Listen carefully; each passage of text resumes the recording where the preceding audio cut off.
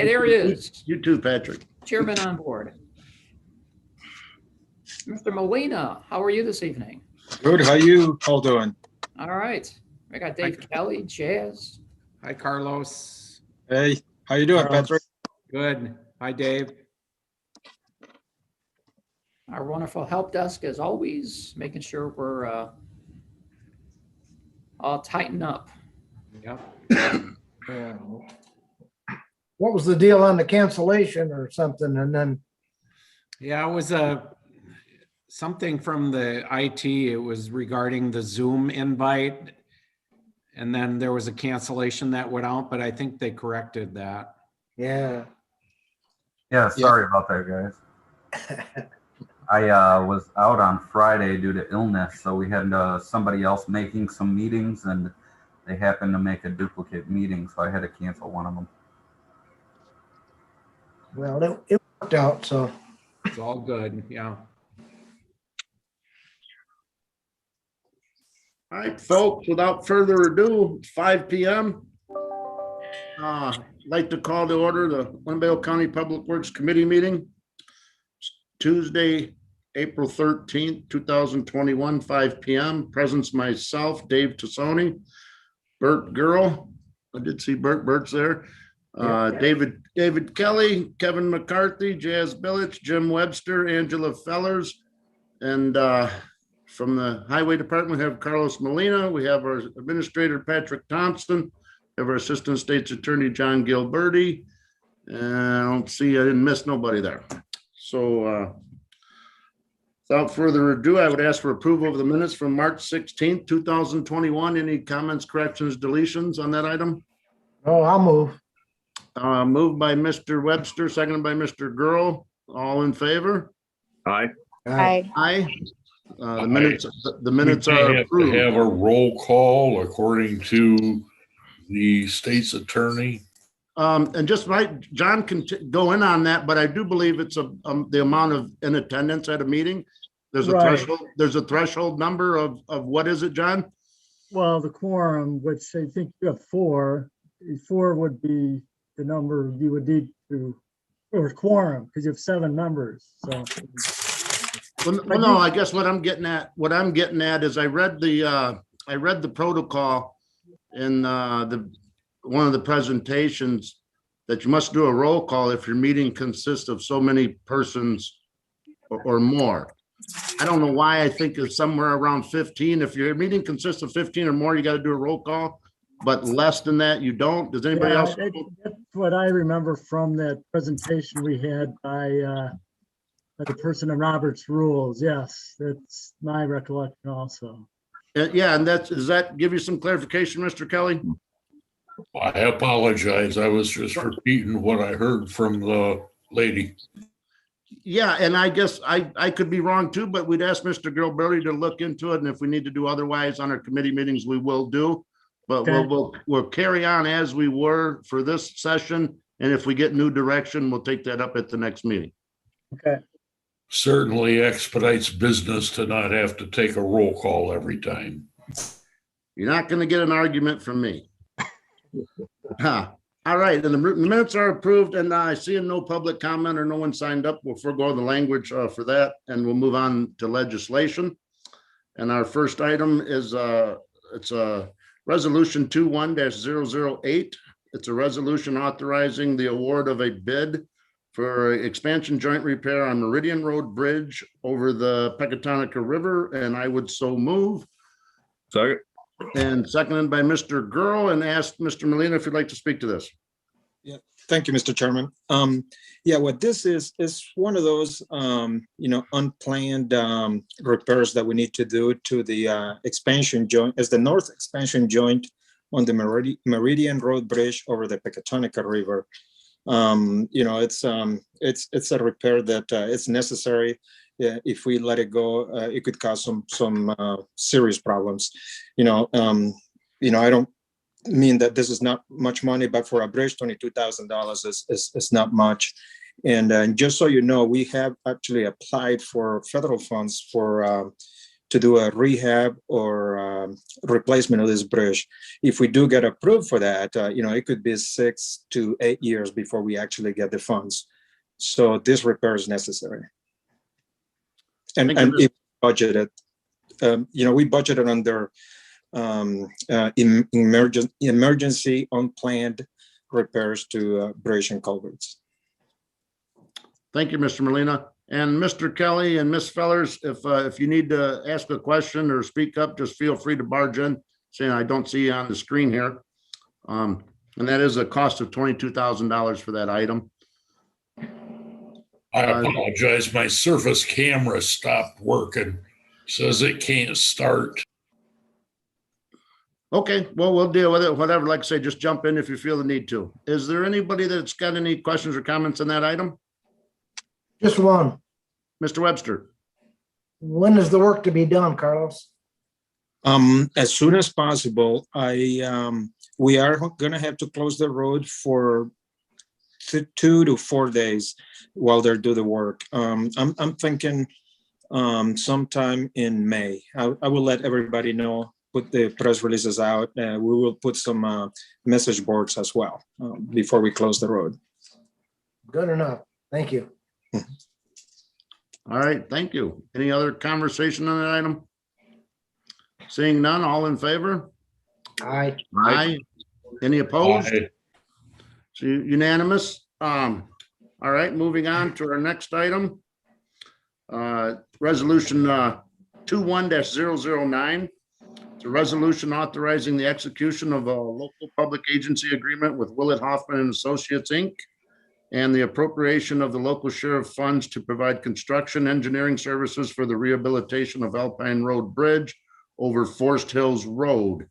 It's at a cost of $320,758, and I would so move.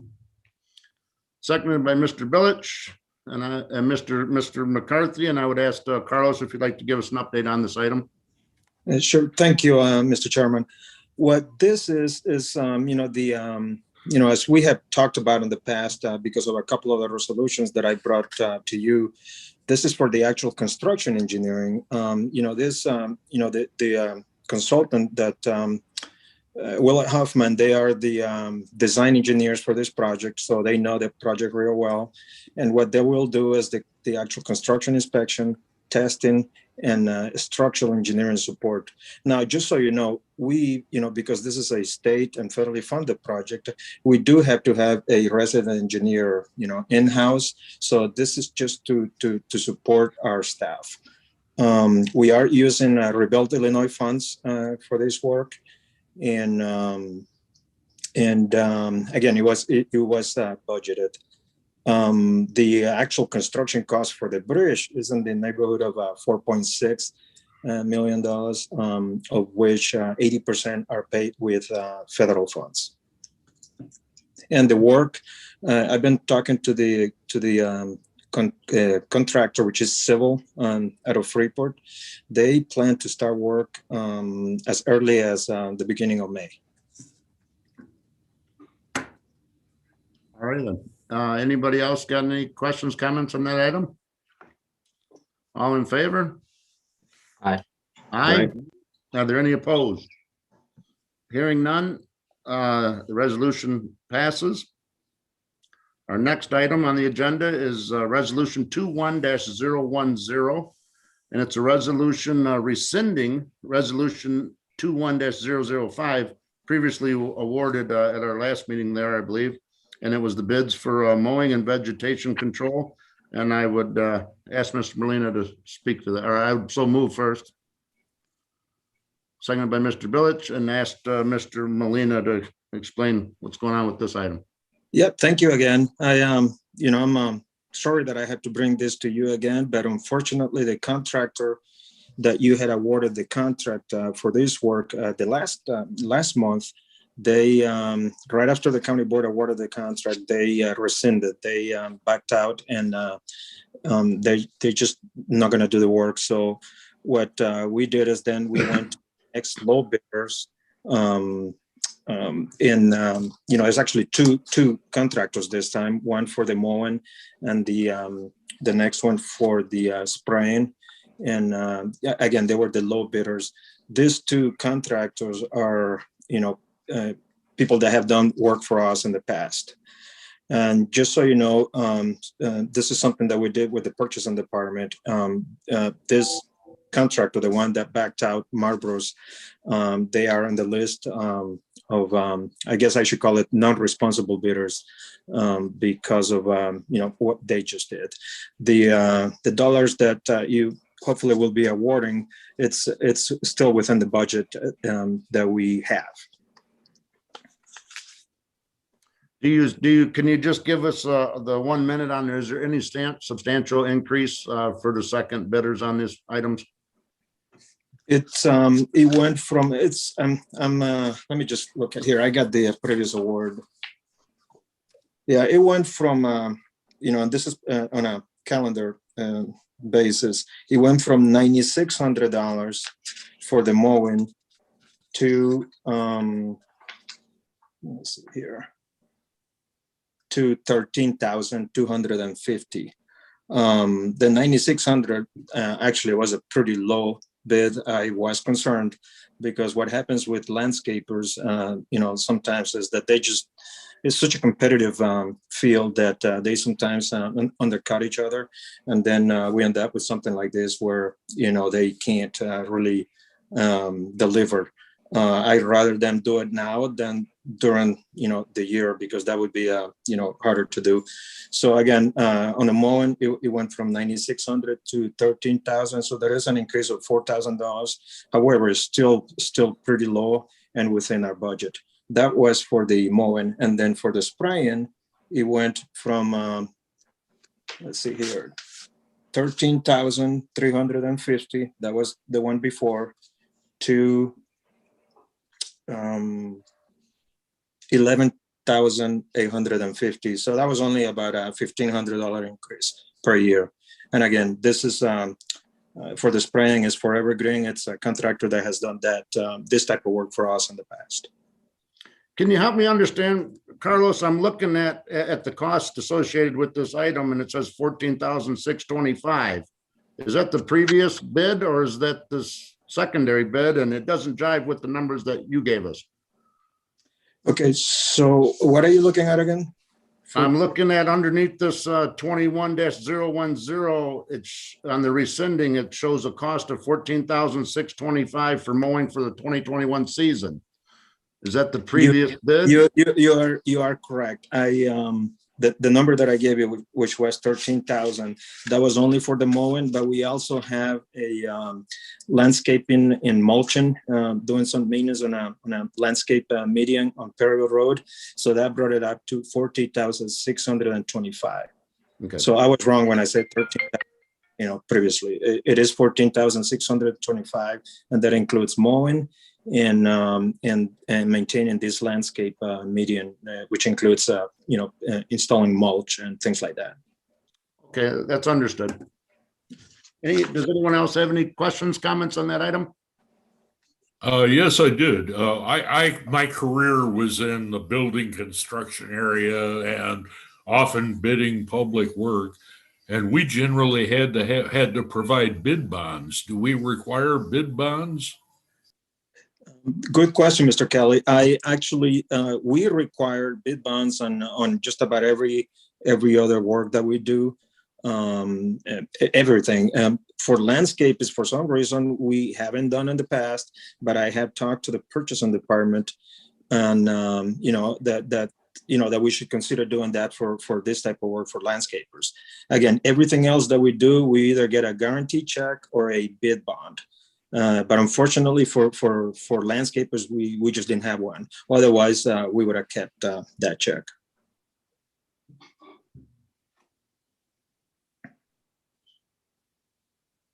Anyone else got any comments, questions on that item? So, and let me just ask this, at county board, Mr. Molina or Mr. Gilberti, a yes vote would move to rescind this resolution. Is that correct? Yeah, that's correct. Okay, thank you. I'm sorry, if I can add, it will rescind the previous award but then it would also award the contract to the next, to these two low bidders. Okay, and do we need to see, we might not, because we are hearing it right now. Will the rest of the board need to see language explaining that, or at least in writing? And will it be would it not be a new resolution number coming in for the next award? Or no? Well, I'm sorry, it's all on the same, and it's in the body of the resolution. I could put a little memo that explains it a little better, but it does say here, it is to rescind the previously awarded contracts and to award to the second low bidders. Okay, that's fine. And if Carlos, between now and then, if you could just email me or text me the breakdown of the cost increases, just so I can have the ability to explain it, that should be sufficient. I will do that, and I should have put that in here, the previously awarded amounts. So I will send you that. Okay, thank you. Okay, any other matters on that item? Seeing none, all in favor? Aye. Aye. Any opposed? Okay, the resolution is approved to rescind. Under other matters, budget amendment change orders, I see nothing listed there. And myself, I have no report. I guess one question I would have anyway, Carlos, where do we stand? Are we obligated to purchase any more salt under your contract, or how did we finish up for the year? We finished up pretty good, actually. No, we're not obligated to purchase anymore. We did buy a little bit over 100% of what we had in the contract. The contract does allow us to go all the way up to 130%. I want to say that we went 2 or 3% over, so we were at 103% over the contracted amount. Just to expand on that, when we do salt bids, you're obligated to buy at least 80% up to 130%. So again, we were about 103%. And just so you know, we always want to finish the season with a full shed. So we actually have about 6 to 7, actually more than that. I think we have close to 8,000 tons of salt in our various sheds for next season. Hopefully we don't have to use it this year anymore, but we are fully stocked because you never know what the prices are going to do.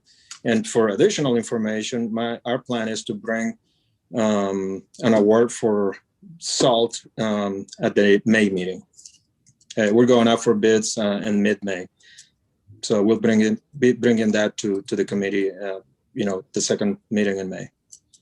Well, thank you, Mr. Molina. Yeah, and I would sure hope we don't have to spread no more salt either. And with that, I would turn it over to Mr. Molina for any report he might have, and then open it up for any other Public Works members that might want to say something. Good. Thank you. I do have one more. Actually, a couple of items. The Baxter Road project. I can't remember if I mentioned at the last meeting, but NICOR is out of the way. They moved all their utilities, and our contractors is getting ready to start next week. With the Baxter Road project. They're going to be out there all summer. The road will remain open. However, at times there will be one lane closed, to traffic. The plan is to put temporary signals, because of the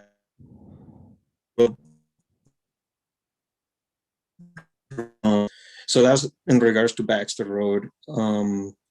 Also, I wanted to let you know that one of those trucks, if you recall, we've been trying to sell a couple of plow trucks that we had acquired via the value added lease program. The crew cabs, single axle trucks were very hard to sell. We finally sold one of them for $56,000 to a county, Warren County Highway Department. So that was a big win for us because we have been trying to sell that truck for a couple of years. Nobody wants it. So, how many trucks of that nature or any trucks do you have left, Carlos, to sell? We have one more truck that I'd like to sell, and it's another crew cab, an international. The one that we did sell is a Peterbilt, but the one that we haven't been able to sell is an international. So we do use it, but we don't really need it. So if we can sell it, we will. And we do try, especially with other government agencies, but we have tried through auction sites, and we just have never gotten the amount of money that we require for these trucks. In total, we have 24 plus 3. We have 29 plow trucks, and they're all pretty relatively new trucks. The oldest trucks are 2015s. Okay, thank you. Any other items, Mr. Molina? Yep, I did have one more item, and this is just for your information. And actually, Mr. Webster might know this, but with the elections was it last week? Yeah, last week. There was 2 townships that my understanding is that there was nobody that ran for highway commissioners. That was Sherland and Burrett. So as of now, there is no highway commissioners there. So I'm trying to find out. It's still the township's responsibility. However, at one point the highway department might need to step up. But I'm trying to find out through the state, what that entails. I honestly, it's the first time that I can recall that this has happened. Yeah. If I may. Go ahead, Jim. Okay. Yeah, you're right. Sherland and Burrett didn't have anyone on the ballot for road commissioner.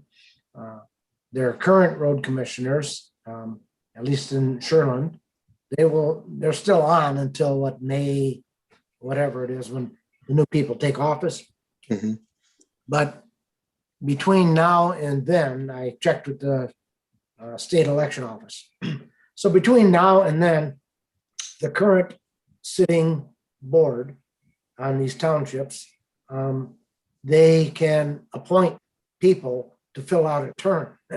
So in other words, anyone in the community there, they want to step up and take that responsibility for being road commissioner. If the town board supervisor brought up a name with the advice and consent of the town board, they could put anyone to fill these positions.